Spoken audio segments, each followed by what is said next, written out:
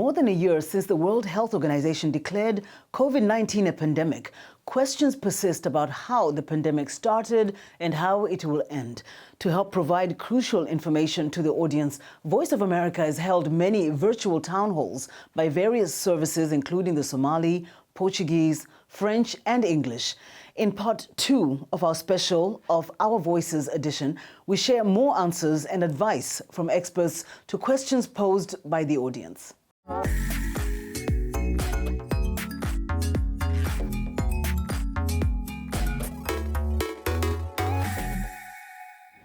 Hello, I'm Dimyake Mwakaliele. This is Our Voices, coming to you from the Voice of America in Washington.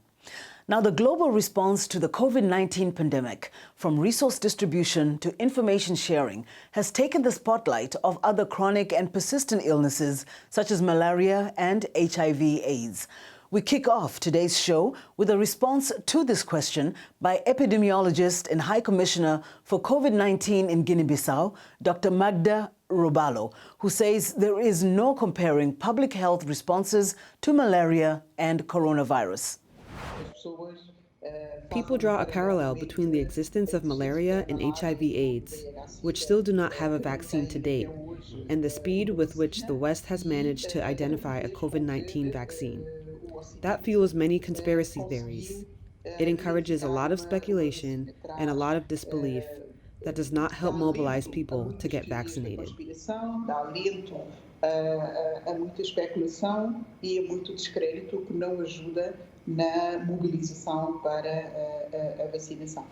Dr. Robalo says African women have a leading role in making sure this unusual public health campaign succeeds. This vaccination campaign is really unique because it is mainly aimed at adults.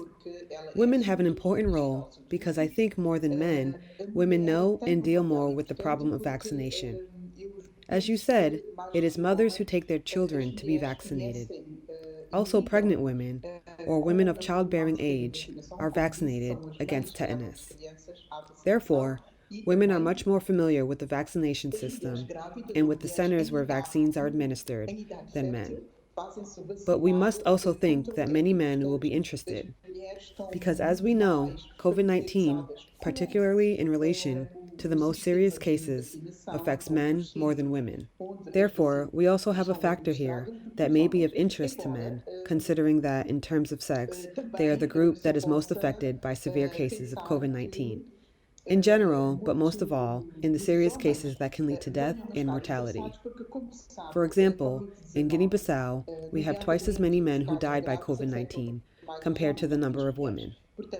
So here we have a compelling issue, but without a doubt, we will rely a lot on women, especially because women constitute the bulk of healthcare workers, and we hope to be able to count on their strength, their knowledge, and their number in the healthcare sector and in the education sector to vaccinate both men and women. De maneira geral, mas sobretudo os casos graves que podem levar à morte e a nossa mortalidade. Por exemplo, na Guiné-Bissau, nós temos o dobro de homens que faleceram por Covid-19 comparado com o número de mulheres. Portanto, temos aqui fator atrativo, mas sem dúvida que nos vamos apoiar. Vaccine hesitancy has been a big challenge for many governments in Africa, resulting in many not taking the vaccine. Dr. Graka Matsine, director of Mozambique's expanded immunization program, attributes suspicion around vaccines to disinformation. I think that this reluctance is natural because whether it is in relation to the disease or in relation to the vaccine itself, there are still uncertainties. There are many doubts on the part of the beneficiaries. Some people don't really believe in the vaccine. I think that one of the things that may have influenced this, of course, it's not the only factor, but the fact that all the vaccines were produced in a very short time.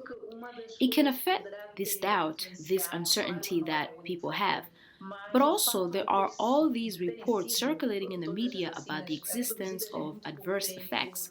All of this makes people kind of scared and a little skeptical about getting this vaccine.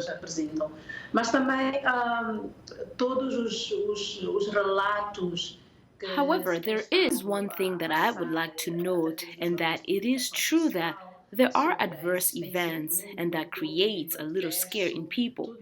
But any medical report or any pharmaceutical product also has its adverse effects, which can be from mild to moderate to severe. Fortunately, in our situation, during this vaccination process, we did not report any serious adverse event that deserves special attention, which in some way comforts us. I would also like to comfort our viewers because the cost benefit of making the vaccine is much greater than the risk of the person having an adverse effect. So, this whole issue of the fear that people have in relation to vaccines, there need to be an effort to work on communicating and ensuring a greater acceptance of this vaccine so that we can succeed. O custo-benefício de fazer a vacina é muito maior do que o risco de a pessoa ter um evento adverso. Portanto, toda esta questão do medo, do receio que as pessoas têm em relação às vacinas, é preciso que haja um exercício para trabalhar em aspectos de comunicação e assegurar uma maior aceitabilidade desta vacina, de modo que possamos lograr sucesso, principalmente quando nós partirmos para a vacinação em escala. We have to take a short break. Are you getting the vaccine? Let us know what you're thinking on our social media platforms, Facebook, Instagram, and Twitter. Our handle is at VOA, Our Voices. You can also send us a message on WhatsApp. Our number is on your screen. Now, when we come back, healthy living host and friend of Our Voices, Lino Madu, talks about virus variants with Ugandan vaccinologist Fiona Atuhebwe. That's coming up next. Don't go away.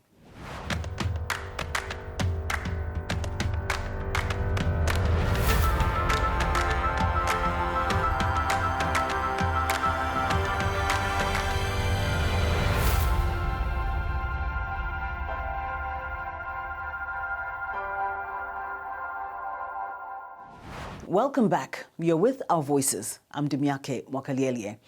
We're hearing from some of the women at the forefront of Africa's fight against coronavirus, and that includes Ugandan vaccinologist Fiona Atuhebwe, who is the World Health Organization's Vaccines Introduction Medical Officer for Africa. She joined our colleague Lino Modu.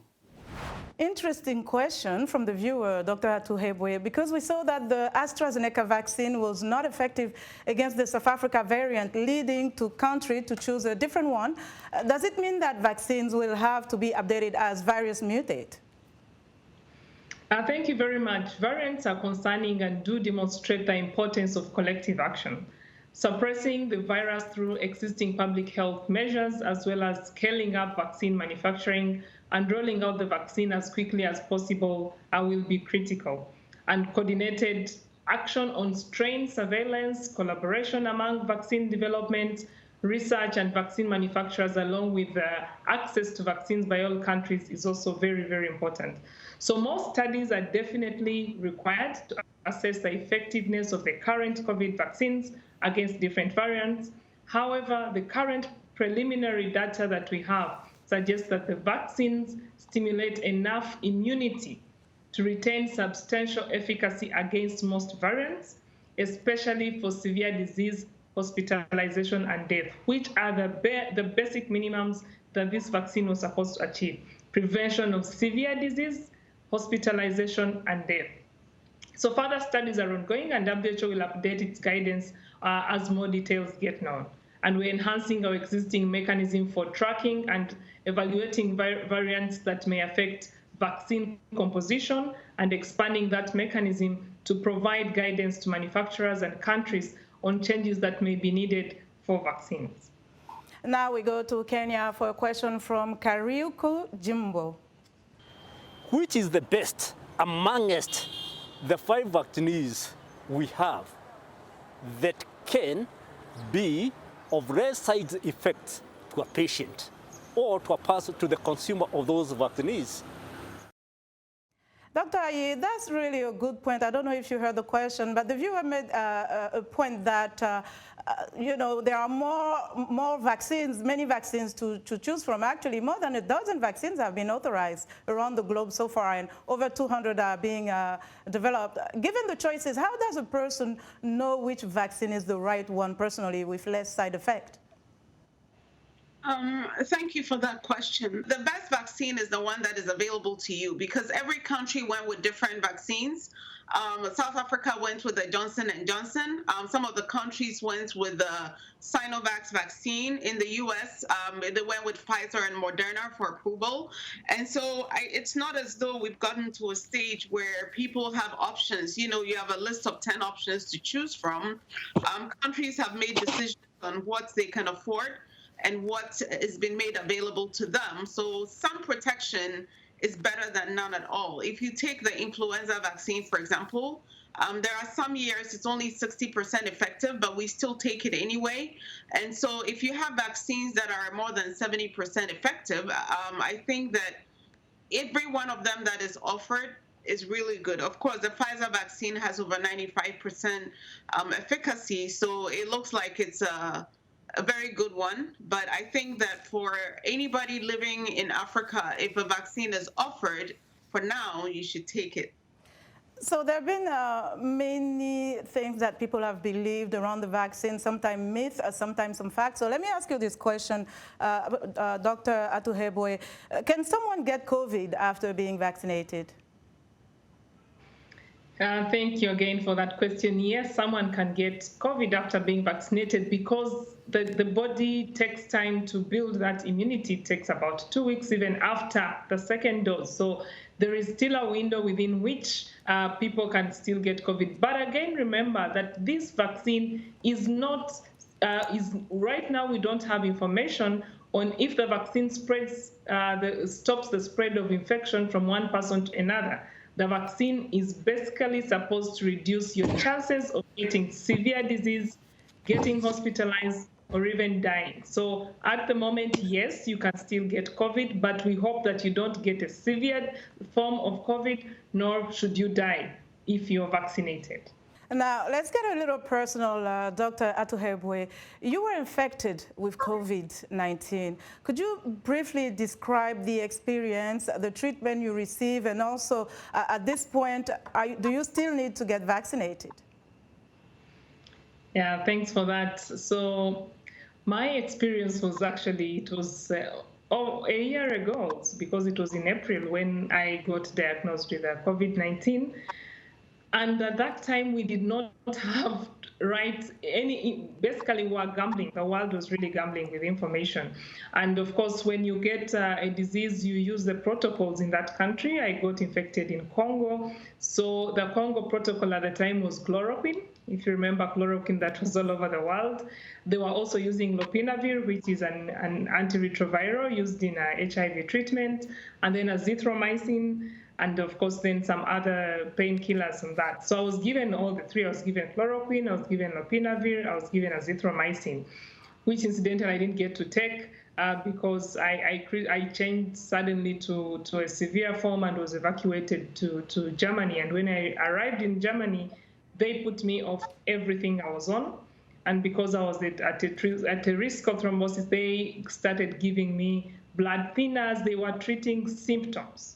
I was in ICU for a number of days, and in ICU, they only were managing symptoms. If I couldn't breathe, it is oxygen. If they see that my blood is clotting, they give me blood thinners. I had issues with my kidneys, so they were managing kidneys. So it was symptomatic. There was no drug that was given to me for treatment of COVID-19 disease. And yes, I got my shot of vaccine about a month ago, AstraZeneca, from in Uganda, because we do not yet have it in Congo.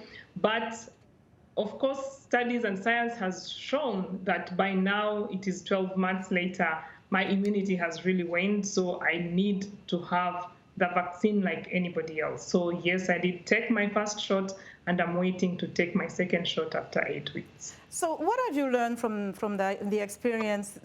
Briefly, a short message you would like to share about the experience. My message is there are still a lot of unknowns. This disease is new. We are all learning along the way. So you can imagine the time that everyone was talking of chloroquine. Right now, even with the vaccine, and it's very important, I think, to tell people that we need to, even scientists and communicators and those of us in the technical world, people have many questions. We need to address legitimate concerns, gain people's trust, and be transparent about what we know and what we do not know. There remain lots of unknowns when it comes to COVID-19. So again, everybody take your dose. I was young. I had no pre-morbid comorbidities. I really was not supposed to be a candidate of who we thought at the time that would be candidates for severe illnesses. So this disease can get anybody, and anybody can actually be a severe case and die. So go out, get your shot as soon as you have that opportunity. We have to take another quick break. Coming up next, when will life get back to normal? We're bringing women's voices to the conversation, and more than that, we're building a community of inclusion and empowerment. Here in Kinshasa, campaigns to raise awareness against the spread of coronavirus are common, but getting that information to people who have no access to water, electricity, or money can be a challenge. We are here at Kalerwe Market, Uganda, Kampala, where in this whole market, women are crying out for their situations to change. For women, it will be better for us. I think a big thing for me is just being able to say that when these protests are happening, does it turn around into policy? Our kids are raped every single day. This movement got the government to listen. It really was powerful because it showed what is possible when men and women band together and say, enough is enough. It's not necessary anymore to climb on a car. I can be in any place to cheer with the people. Welcome back. After more than a year of coronavirus, everyone wants to know, when will their lives get back to normal? Infectious disease specialist, assistant professor of medicine at the Cancer Health Sciences Center, and a member of Africa CDC's African Task Force on COVID-19 Management, Dr. Bertha Serwa Ayi, says the answer is in the vaccine. A good example is the influenza of 1918. The Spanish influenza, it did end. It's not here today. Good examples are smallpox, which had stayed for over 3,000 years. The minute the world was able to vaccinate enough people, the smallpox is eradicated completely. And I always say it's the first disease that had a vaccine, and it's the first disease that was eradicated with a vaccine. And one of the panelists was discussing herd immunity. And I always tell people it's like being in a room with 10 people. If 9 of them are not ill or going to get ill, they form a circle around that one individual who is still susceptible or hasn't received the vaccine. So the more people receive the vaccine, so that's almost like what you call your herd immunity. And we're hoping to get to 70%. Now, in the US, where vaccination is occurring in the millions per day, we have only about 30% of our vaccination status. And so in Africa, we still have a long ways to go, which is why this partnership on Africa vaccine manufacturing is important, because it's going to help us to start producing some of the vaccines on the continent, or at least fill and then use them on the continent, because I don't think we've even achieved 10% as of yet. So I strongly believe that if we can deal with vaccine hesitancy, we can get a lot more vaccines available to us from our governments, and we can vaccinate people. Yes, we won't have to live with COVID, because it's not a good way to live. Dr. Matsine says there is every reason to hope. Because, as they say, as long as there is life, there is hope. It is true that the situation of the pandemic is a global challenge. But at the same time, I believe that throughout this little more than a year in which the world has been facing this pandemic, there has been a lot of accumulated knowledge which has allowed us to make more assertive decisions in relation to what needs to be done and how it has to be done in order to minimize the impact of the pandemic. There is still much unknown. Yes, we have the challenge of the emergence of new strains. The very challenge of maintaining health systems in full operation, ensuring continuity in provision of services is a very big challenge. But at the same time, we have this light at the end of the tunnel with these vaccines, right? And I believe that as vaccines delivery begins worldwide, we can begin to see signs of improvement globally. Vacinas começar a melhorar a nível de todo o mundo, poderemos começar a ter os sinais de uma melhoria a nível global. Dr. Atuhebwe says the pandemic has challenged every aspect of public health. It has had a huge impact on everyone's life, sometimes dramatically. Health systems have been pushed to their limits, but it has still also shed light on what we are able to do and what we're able to achieve as we work together with global solidarity.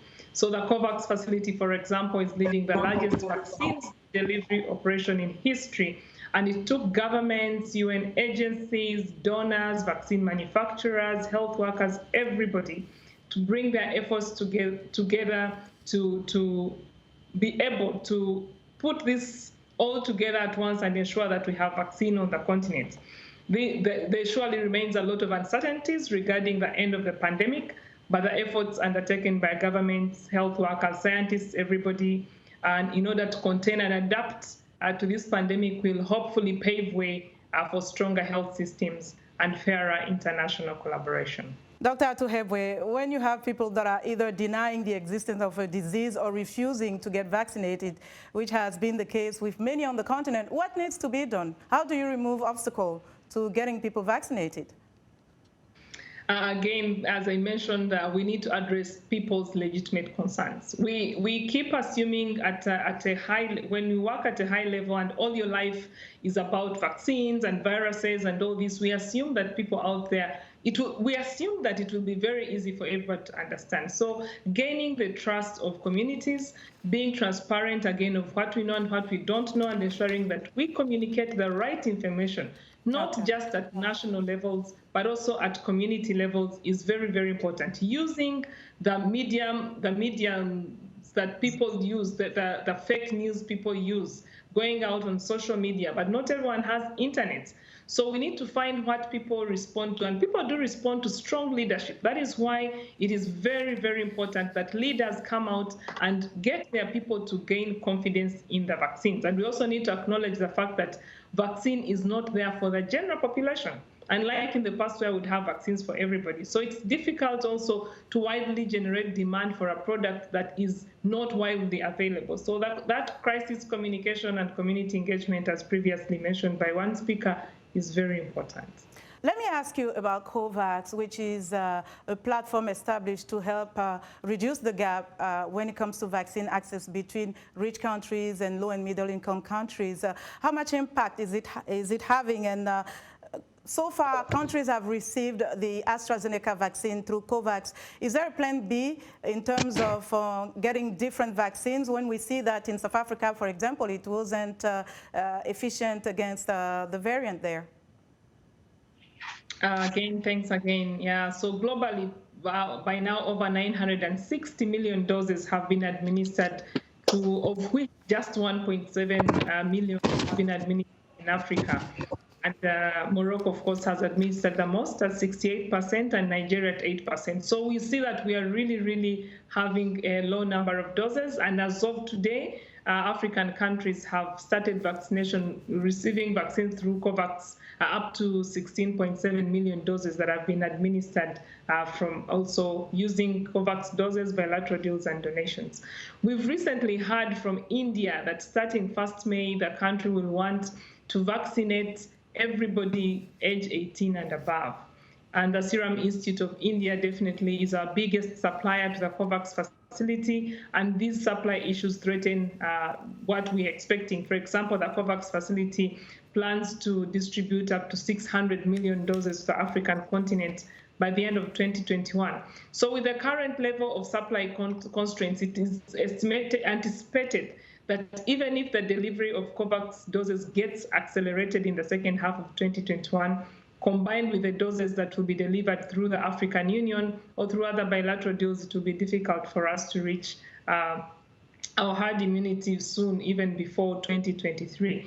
So we have many, the COVAX facility is having regular and very intensified negotiations with the government of India that we believe will yield a lot. But also remember, we are distributing AstraZeneca from this manufactured in South Korea. We are looking at expediting the approval. Next week, we hope that the team will review and approve, most likely, the Sinopharm vaccine from China. We are having the Pfizer vaccine has given us more doses that we shall distribute to countries that are able to handle the ultra cold chain. We are looking at more different vaccines coming in. The Russian vaccine is already under review, and we are hoping to see the Novavax and now the J&J that was approved all come in and increase the number of doses. So also looking at alternative manufacturers. Dr. Magda Robalo says Africa showed its mettle in tackling some of these challenges without developing world resources. I think one of the first lessons from the African continent is to keep a cool head and know that we are going to be able to deal with it. Africa has gone through several health crises and continues to do so in the health area and beyond. I think that this attitude of saying, I will handle this too, was, in my view, one of the most important forces motivating countries on the African continent. Secondly, although one of our weaknesses is the surveillance and data collection system and the sophistication of state services, I think that innovating by working with what little we have and problem solving are African countries' real strength in their responses.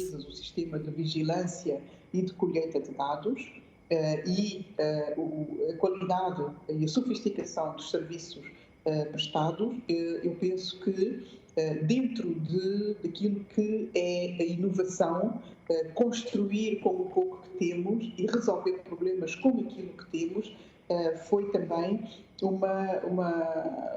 ponto forte da resposta dos países africanos. And that's where we end our show this week. I'm Dimiake Mwakalielye. My thanks to the Africa Division Language Services that brought us these voices from virtual town halls. On behalf of everyone here on Our Voices and at the Voice of America, thank you for watching. Stay safe.